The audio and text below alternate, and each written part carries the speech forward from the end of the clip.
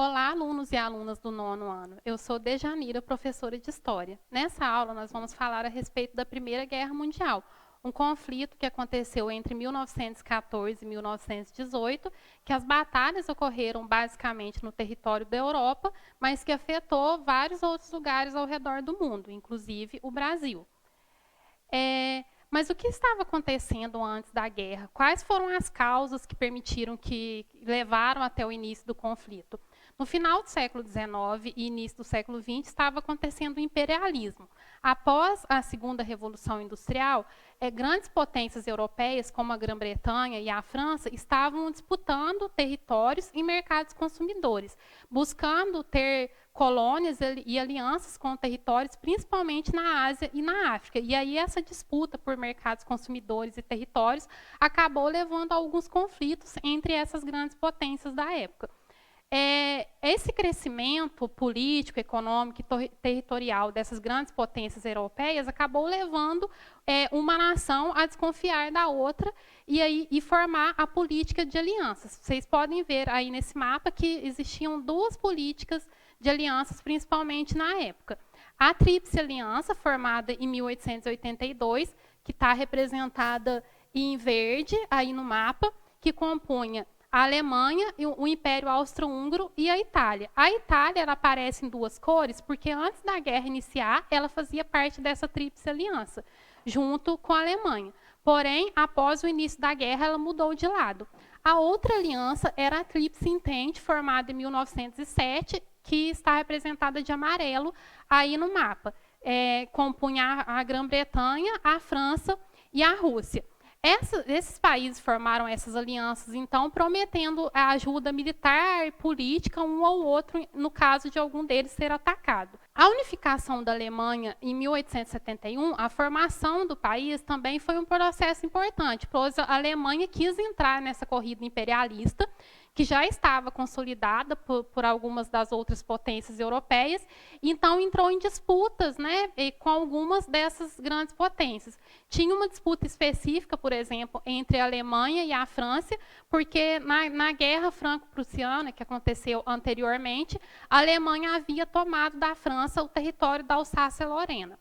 A corrida armamentista, ou também chamada de paz armada, também é uma questão importante, pois essa desconfiança de uma grande potência em relação à outra fez com que eles investissem na indústria bélica, na produção de armas e na formação de exército, mesmo antes da guerra ter começado. Por isso a gente chama isso de paz armada. O nacionalismo extremado também é um processo chave para entender o início da guerra, pois a Sérvia ela tinha a intenção, a pretensão de formar uma grande nação eslava, de reunir sobre o domínio da Sérvia todas aquelas populações e territórios que eram ocupados pelos povos eslavos. Para isso, a Sérvia tinha desentendimentos com o Império Austro-Húngaro e com o Império Otomano, já que algumas dessas nações eslavas estavam em territórios ocupados ou comandados por esses impérios. E nessa pretensão de formar essa grande nação eslava, a Sérvia tinha o apoio da Rússia. Qual que foi o estopim, então? A gente viu, né, tudo que estava acontecendo antes, mas o que fez, de fato, a guerra começar em 1914? A Bósnia, que era uma região ocupada por esses povos eslavos, estava sob o domínio do Império Austro-Húngaro. O herdeiro do trono do Império Austro-Húngaro, Francisco Ferdinando, foi visitar a capital da Bósnia, junto com a sua esposa, e os dois foram assassinados por um estudante nacionalista sérvio. Um estudante que defendia essa causa de formar esse território da grande nação eslava, e, portanto, o Império Austro-Húngaro estaria atrapalhando essas pretensões. A Austro-Hungria culpou a Sérvia pela morte do Francisco Ferdinando e quis que a Sérvia aceitasse algumas condições que seriam impostas a elas. Como esse acordo não se estabeleceu, não se firmou, a Áustria-Hungria, então, declarou guerra à Sérvia, a Rússia se colocou do lado da Sérvia e a Alemanha se colocou ao lado do Império Austro-Húngaro. Então, devido àquelas alianças que haviam se formado anteriormente, esse conflito, que poderia ter ficado como um conflito local ali entre duas nações, acabou se transformando na Primeira Guerra Mundial. foi um efeito dominó, cada país entrando do lado daquele que ele havia formado alianças anteriormente. A guerra, geralmente, ela é dividida em duas fases. A primeira seria a guerra de movimento, onde os exércitos os países mobilizaram seus exércitos em direção às fronteiras dos inimigos.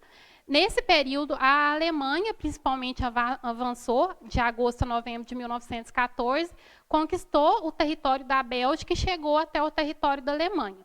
A segunda fase seria a guerra de trincheiras, onde os exércitos cavaram trincheiras, né, esses buracos aí onde soldados ficavam, que vocês estão vendo na imagem. E os exércitos, então, ficavam nessas trincheiras, mantendo o terreno e aguardando a melhor hora para atacar. A gente falando sobre a guerra hoje em dia, talvez não consiga ter a dimensão do tanto que a vida nessas trincheiras foi terrível e afetou emocionalmente, fisicamente, os soldados que participaram da Primeira Guerra Mundial.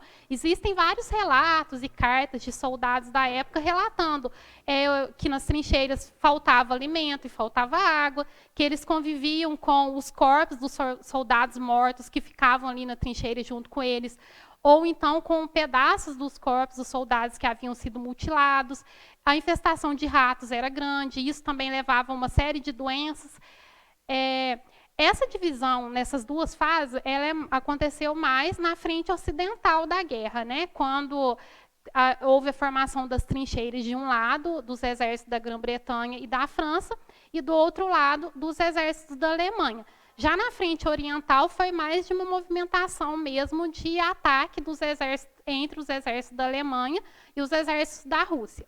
Nesse quadro aí, a gente pode ver a participação de alguns outros países que entraram na Primeira Guerra Mundial.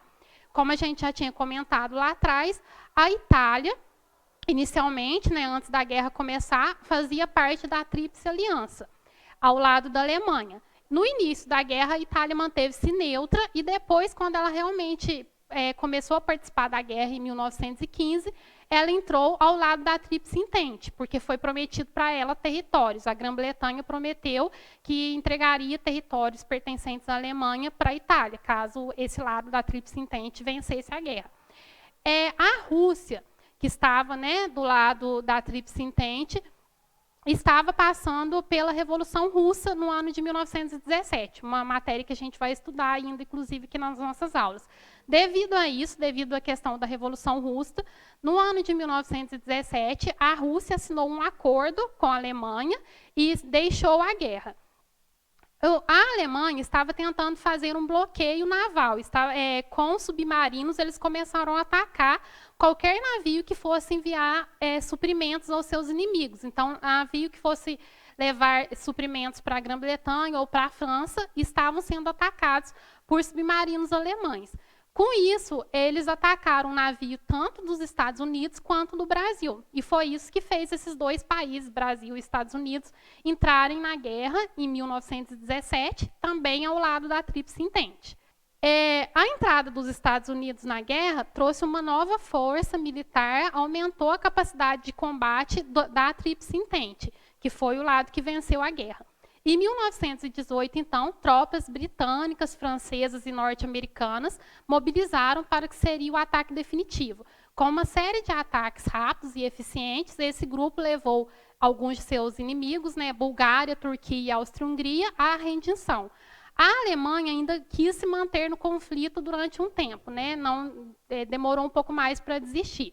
Foi só quando o imperador alemão foi forçado a renunciar e se instalou um governo provisório que esse governo assinou a rendição que levou ao fim da guerra em novembro de 1918, com a derrota da Alemanha e os seus países envolvidos na Tríplice Aliança e a vitória da Tríplice Entente. Quais foram as consequências da Primeira Guerra Mundial? Ela deixou um saldo de cerca de 9 milhões de mortos e 20 milhões de mutilados e feridos. A tecnologia utilizada nessa guerra fez com que aumentasse muito a quantidade de mortes se for comparado a guerras anteriores. Eles utilizaram, por exemplo, metralhadoras, gases venenosos, submarinos.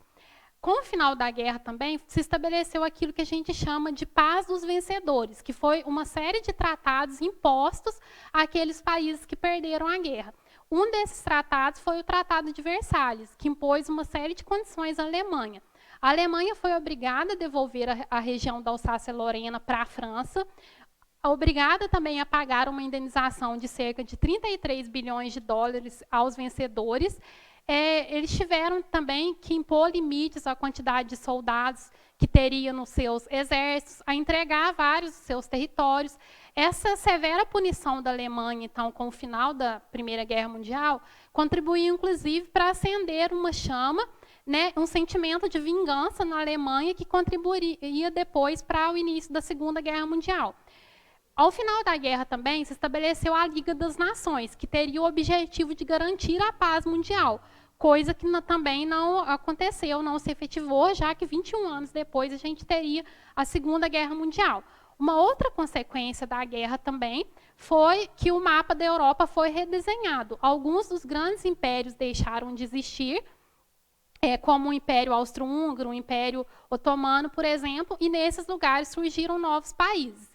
Bom, espero que vocês tenham conseguido aprender um pouco mais sobre as causas e as consequências da Primeira Guerra Mundial. Fiquem bem, até a próxima aula.